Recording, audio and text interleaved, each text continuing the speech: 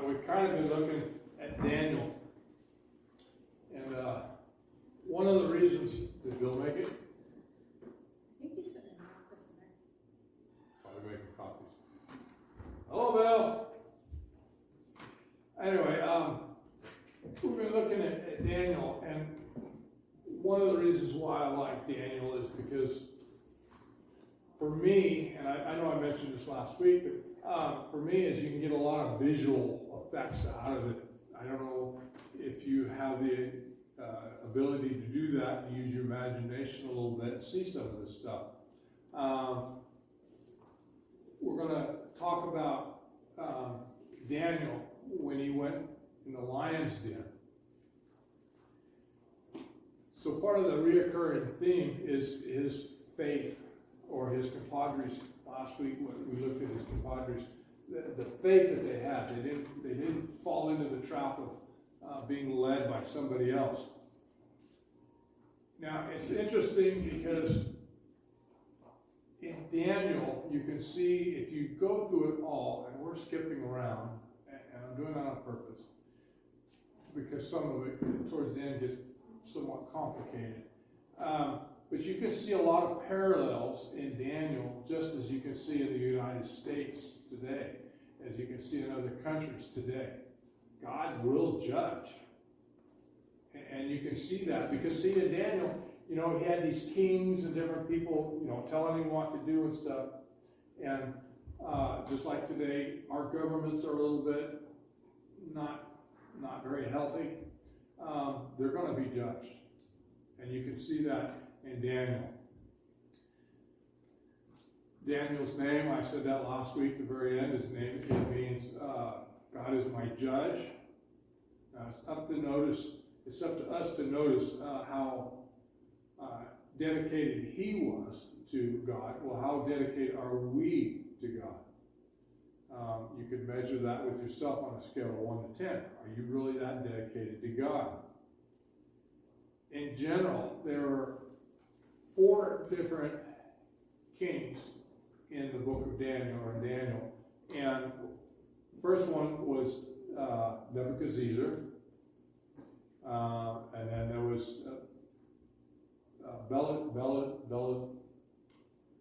sometimes I can say this, just find other places I'm fast enough. Belshazzar. And there was Darius, the first, and there was Cyrus. Nebuchadnezzar, he came from Babylon. He was a king. He had a mighty army, and he wanted to lay siege to Jerusalem. And here's what happened. We talked about this a few months back, how there was a period where all these people were under siege and they got taken. Okay, this is in the time period, in that time period, that's 70 years. We can think of Daniel just like we can think of Daniel in the Old Testament, just like we can think of him in the New Testament. They really run parallel. They really run very close together. In Revelation, we see a lot of that.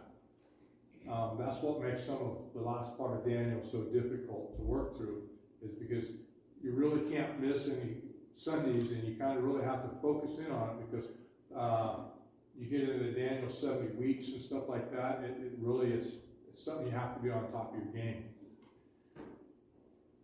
I tried to go over it a long time ago, and I think I lost most everybody. Now, Daniel was about 15 years old here, and what happened is they come in there, Nebuchadnezzar come in there, they took siege of Jerusalem, and what they did is they sorted out some of the smarter, the younger, good-looking people, the ones that had education, and they put new clothes on them. They fed them different foods. Good morning, Bill. Anyway, so they were being brainwashed or stripped of their identities. That's what they were trying to do, and they were using them for their own purposes. So they were brainwashed.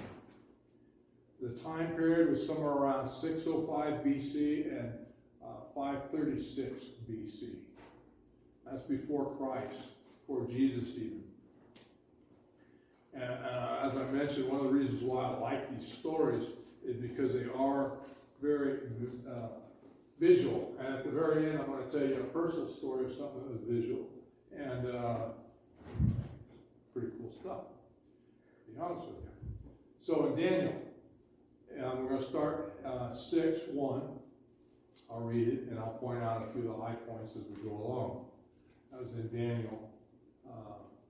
Start with the first one. It's chapter 6, verse 1.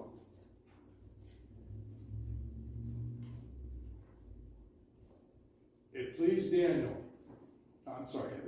Darius to set over the kingdom 120 satraps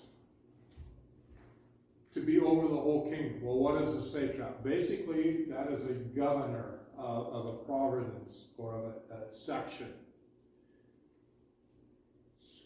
And I'll continue reading. And over these 3 governors, of whom Daniel was one, that the satraps might give an account to them. So the king would suffer no loss. What kind of losses would the king suffer? Well, he had his 150 people watching out for his interests, such as military interests or revolts, making sure he doesn't take any losses. They would watch out over taxes, tax evasion. They would watch out over things of fraud. That's what these people's jobs, these satraps' jobs were. Then this Daniel distinguished himself above all the other governors and satraps because an excellent spirit was in him.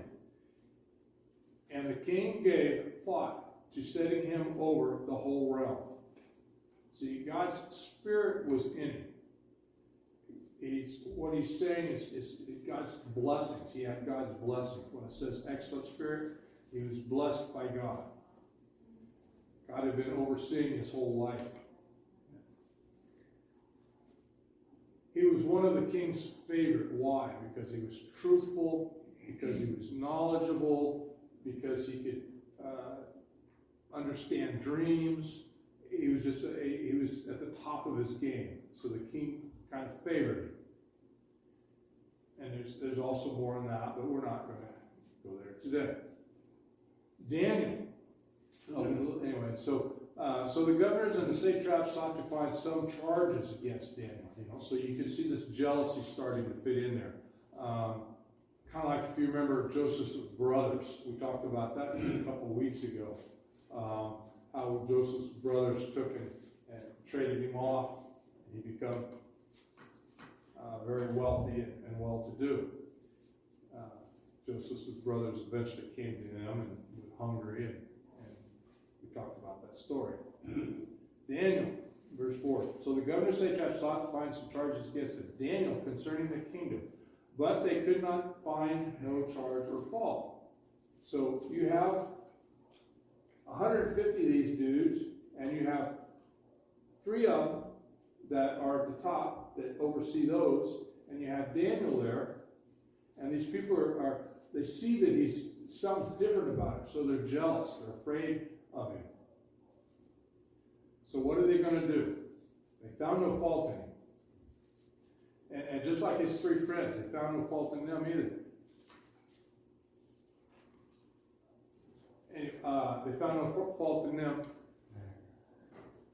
So you have these jealous 3 guys. And what they're going to do is they're going to set a trap. Then these men said, "We shall not find any charge against this Daniel, unless we find it against him concerning the law of his God." So the governors and satraps, they come together before the king, and said this to him, "King Darius will live forever." Well, I can tell you right now, and I'll repeat it again in a minute, when they would come to the king and say, "Live forever," they're blowing smoke, basically, is what they're doing. A lot of the kings back then, they felt that they were gods themselves. Verse 7, all the governors of the kingdom and administrators and satraps, the counselors and advisors have consulted together to establish a royal statute to make a firm decree that whoever petitions any god or man for 30 days, except you, O king, shall be cast into the den of lions. So the trap is being set. What they're saying here is we know that you, Daniel, you go to your window, you look at it, you look towards Jerusalem, you pray 3 times a day. So we're gonna set a trap. What we're gonna do is we're gonna make a decree. We're gonna have the king make a decree that that's illegal. You can't do that.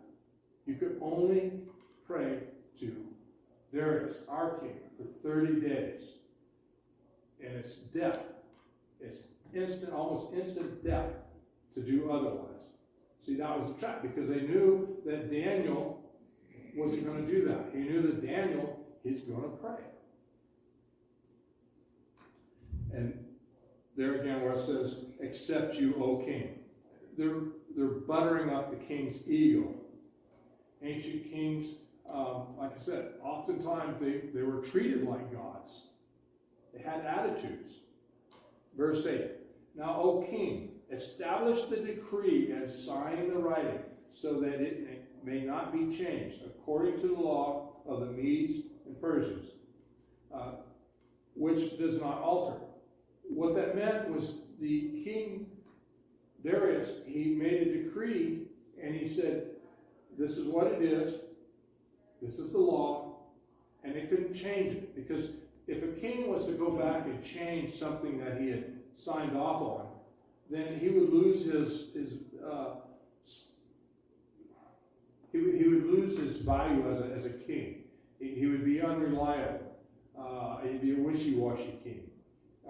People just wouldn't believe somebody that would go back on his word.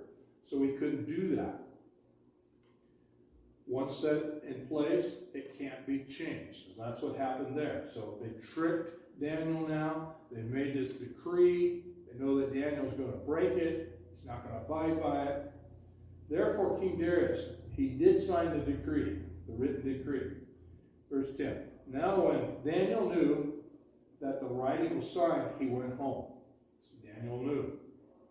And in his upper room, with his window open toward Jerusalem, he, Daniel, knelt down on his knees 3 times a day and prayed and gave thanks before his God. And this was his custom since the early days. And I stop and I think there for a minute because I've been doing something. You know, I'm like any one of you. I learn all the time. The more you study, the more you learn. The more you learn, the more hungry you get. It just kind of snowballs. Okay, my point.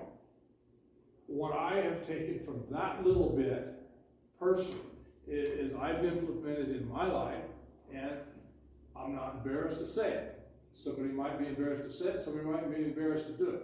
But I have implemented in my life recently, I kneel 3 times a day. I kneel 3 times a day, usually in private. If this man did this, if Daniel did this, he was setting an example. He's in the Bible.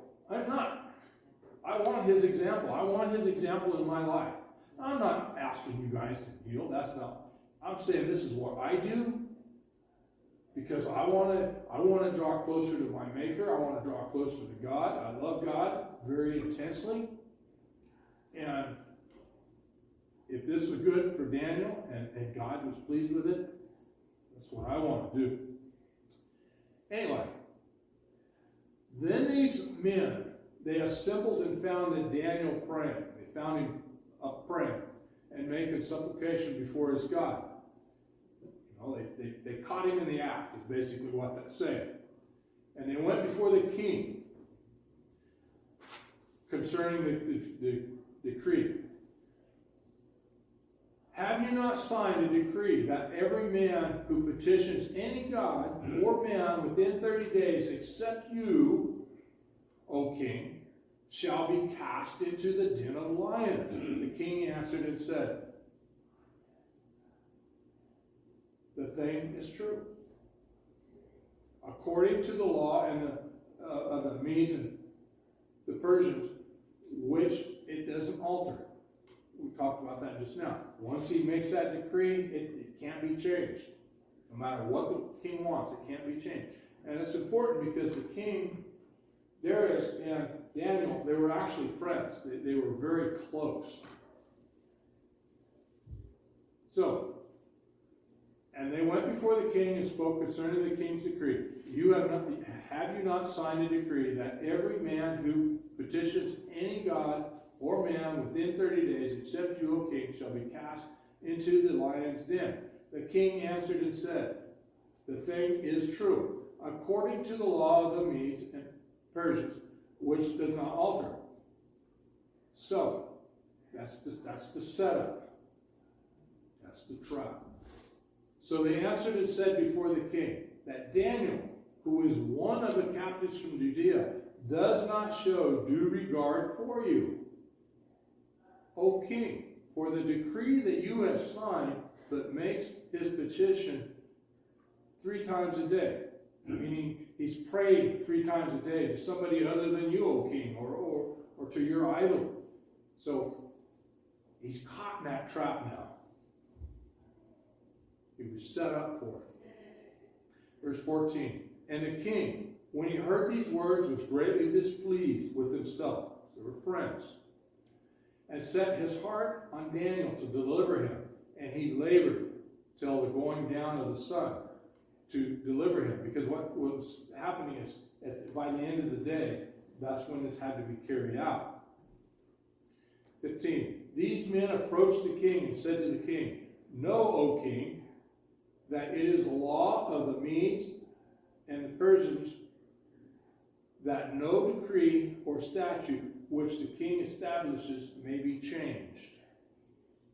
Talked about that. There's no changing it. It's written in stone. 16. So the king gave the command, and they brought Daniel and cast him into the den of lions. The den, that in the Bible and things usually indicates it's remember they didn't have a lot of wood and building structures like we have today. Now, a den is probably a hole cut out of a mountainside, or it's a pit with some opening in the top to drop things in.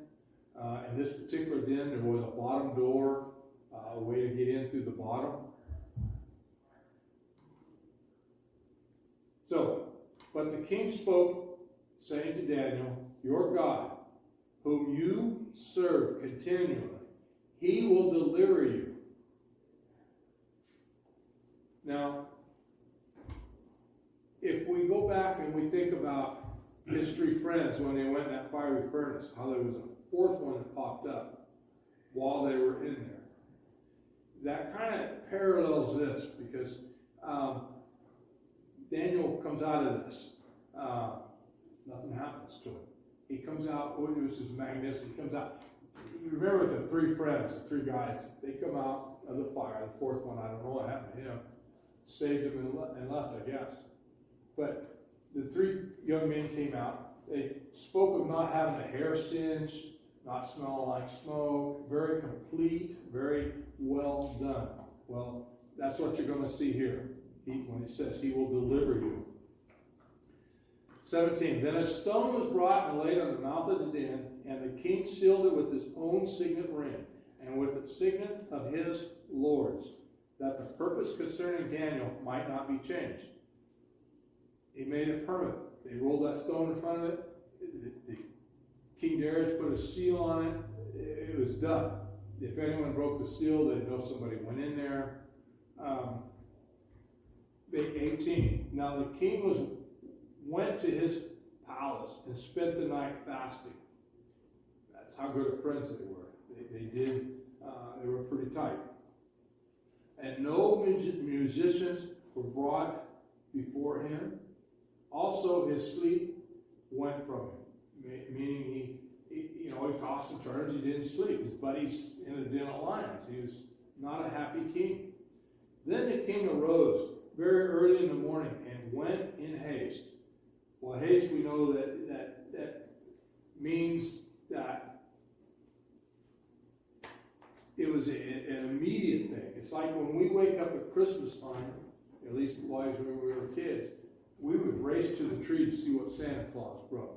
Most of us would do that. There was great anticipation. And you can almost feel that intense anticipating. You know, I'm trying to paint a picture for you here. You just threw somebody in a lion's den. You know of his God, but you're not sure of his God. You sealed his fate. You've rolled a stone in there so nobody can change the rules or anything. And your buddy, you know, he's in there. Is he alive or is he dead? What happened overnight? You can almost feel that. Is Daniel okay? Is he alive?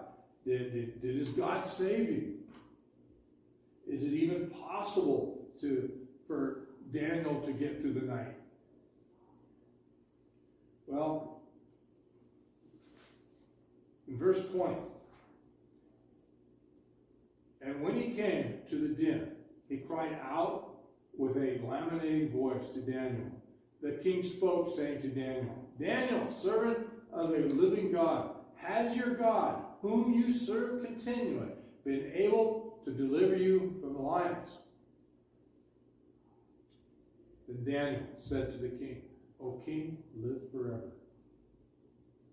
Can you imagine what the king's emotions were running through him at that time, hearing Daniel's voice?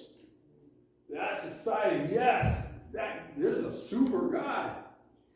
You know, he saved Daniel. I like this God. I want to get to know more about him. You know, you can imagine what this king's probably thinking. This man was saved from a bunch of lions. 22. My God sent his angel and shut the lions' mouths so that they have not hurt me, because I was found innocent before him. And also, O king, I have done no wrong before you. First part of that, his angel. If you remember back in the story last week, we talked about, it said in one part there, it was talking about the Son of God. And then a little bit later, it talked about the angel that came. This quite possibly could have been the same person. It could have been Jesus, or it could have been that angel. It doesn't really say. Innocent before him, or it says innocent before him. Basically what that is, it means that he was found to be blameless, worthy of a different kind of death. God didn't want him to die this way. God found him innocent, blameless, no condemnation. So God saved him. 23. The king was exceedingly glad for him, and commanded that they should take Daniel up out of the den. And remember I said that there was an opening a lot of times at the top. Well, I said before he went in through the bottom and they rolled the stone over and sealed it. Well, now you can see, I don't know if you noticed it, they're taking him up out of the den here. The king was exceeding glad for him, and commanded that they should take Daniel up out of the den. So Daniel was taken up out of the den, and no injury whatsoever, whatever, was found on him, because he had believed in his God. Now, and we have to go back and look at those three friends. Like I said, they come out of that fiery furnace that was heated more than 7 times, or up to 7 times. I mean, they didn't have a thermostat. But they stoked it up pretty hot. And his friends came out of there without a scorched hair. To me, I visualize that. Yeah, get him, God.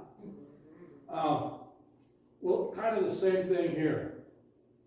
A lion's den. It's not a fire, but they're both pretty deadly. God was showing his glory in both cases. God was showing that everything was good, and he had the power. And the thing of it is, it doesn't always happen that way. And I should make sure that you know that sometimes if we get thrown to the lion's den or we're in furnace, sometimes it don't always work out. So don't go home and try. 24. And the king gave the command, and they brought those men who had accused Daniel, and they were cast them in immediately. They cast them into the lion's den. Them, their children, and their wives, and the lions overpowered them, and broke all their bones in pieces before they ever came to the bottom of the den. That's pretty instantaneous. Teach you the lie of God. Now, we all at some point will face that fiery death, and I think most everyone here will not be hurt, just like Daniel, just like those three guys will be no harm. So these men that were thrown in there, they were devoured before they even hit the bottom. You know, there's people that claim that maybe these guys fell into a crevice or crawled into a crevice or hid under the straw. Personally, if I was a king and I had my choice of lions, they would be the biggest, healthiest, meanest dudes. They wouldn't be little cubs. They wouldn't be toothless. You wouldn't be hiding from them. And it actually says in the footnotes in the Bible, it says, also some critics suggest that they were tame, toothless, or maybe they were not hungry. An animal like that, you know, that'd kill a store. I don't know. Sure took those other guys down pretty quick. 25, verse 25. Then King Darius wrote, to all peoples, nations, and language that dwell in all the earth, peace be multiplied to you. See, now King Darius, he's got the big picture now. He's understanding. He's on board now. All the way. The outcome. I make a decree that in every dominion of my kingdom, men must tremble and fear before the God of Daniel. For he is the living God and steadfast forever. His kingdom is the one which shall not be destroyed, and his dominion shall endure to the end. We're still living in it. It still applies. 27. He delivers and rescues, and he works signs and wonders in heaven and on earth. Who has delivered Daniel from the power of the lions? Verse 28, last verse. So this Daniel prospered in the reign of Darius and in the reign of Cyrus the Persian. So the outcome of that, God prevailed. God showed. God stood up. And for me, guys, girls, I love that visual. I love it. I feel the wind. I feel the breeze. I see the trees. I see you guys. I want more. I want to see some more action from God. I want to see something else from God. That little visual is great. And I got one for you. I promise you a story. Now, sometimes just because I get a little teary-eyed, it doesn't mean tears of sad. It doesn't mean tears of sad.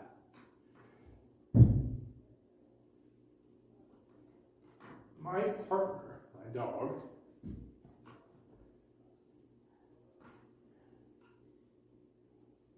I'll get it to you.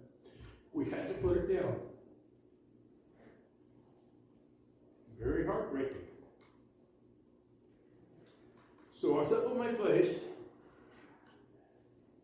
One, I've learned that every day I live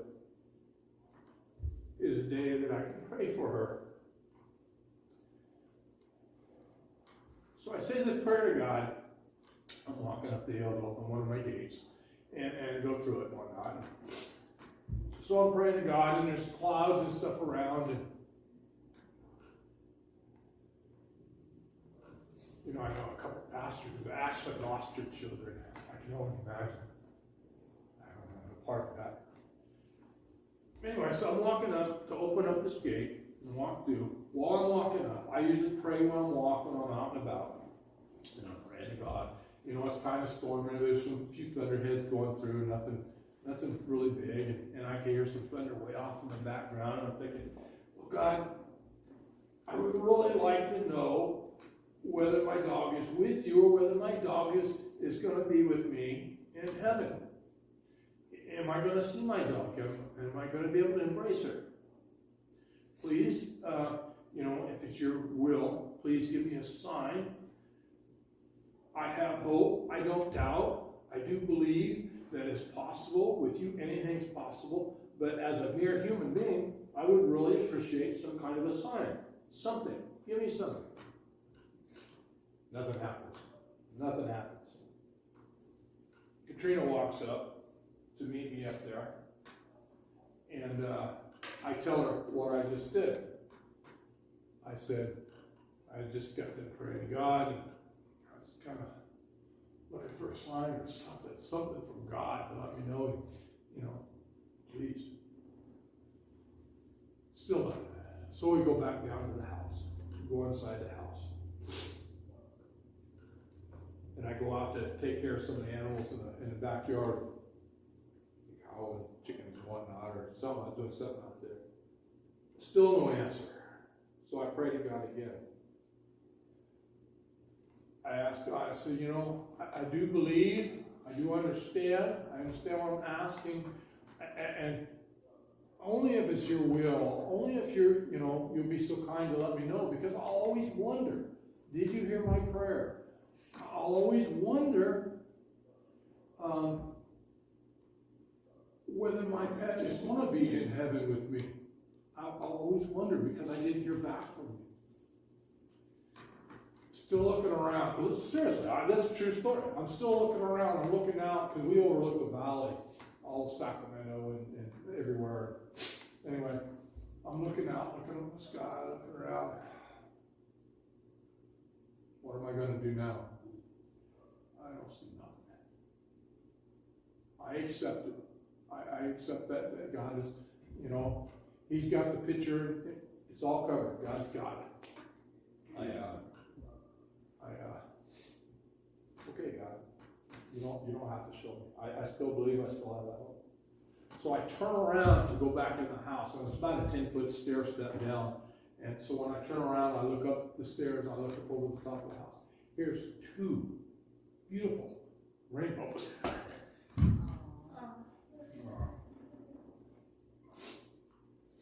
Awesome. I was able to show Lisa and Katrina these 2 rainbows. Why is that rainbow so important? Well, it's because I believe God takes something that He knew I would understand.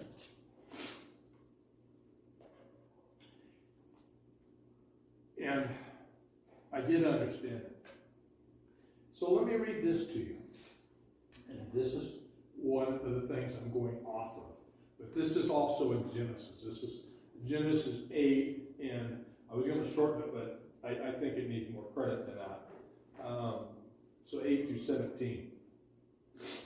It reads, Then God spoke to Noah, and I read this a couple weeks ago, but it still applies, folks. Then God spoke to Noah and to his sons with him, saying, And as for me, behold, I establish my covenant with you and with your descendants. That means everything's included, which is important. And with every living creature that is with you, specifically the birds, the cattle, and every beast on earth with you, of all that go out of the ark, every beast of the earth, this I establish my covenant with you. Never again shall the flesh be cut off from the waters of the flood. Never again shall there be a flood to destroy the earth. Sorry about that.